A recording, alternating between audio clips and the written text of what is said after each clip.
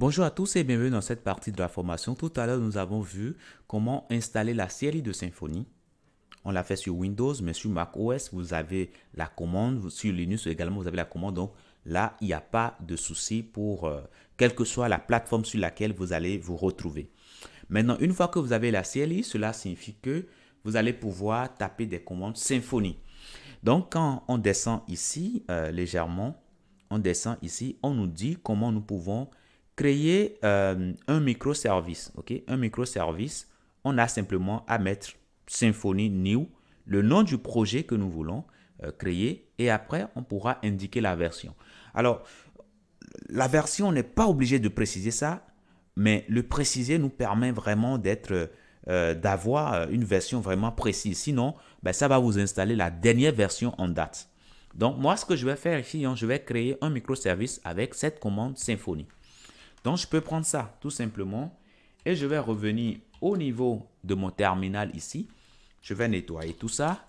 Et là, je suis à l'intérieur de First App. Je vais sortir une fois et je peux regarder ici. Nous avons juste le fichier, le dossier First App qui est le projet que nous avons créé tout à l'heure avec Composer. Donc, nous allons commencer, nous allons créer un microservice à présent, mais en utilisant la série de Symfony. Donc, on prend cette commande-là et nous allons mettre ça ici.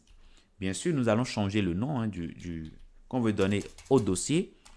Donc, on va mettre ici Thirst App with Symfony App. OK. Bon, je peux mettre ici Symfony. Voilà, tout simplement. Et là, j'ai simplement à patienter et ça va m'installer tout simplement un microservice Symfony. Donc, je patiente juste un tout petit peu. Et là, c'est bon, le microservice est créé. Je peux regarder rapidement.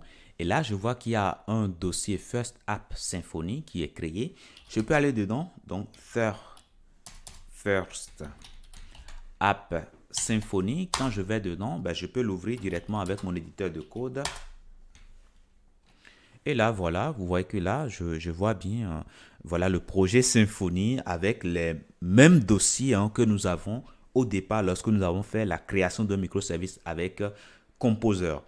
Donc, voilà. Donc, en résumé, ici, que vous utilisiez Symfony, la série de Symfony pour créer un microservice, ou bien que vous utilisez Composer, eh bien, vous avez tout simplement le même projet qui est généré. OK? Et c'est ce que nous venons de voir. Maintenant, dans la prochaine partie, nous allons voir comment créer une application web traditionnelle avec la série de Symfony. Je vous dis merci et à tout de suite.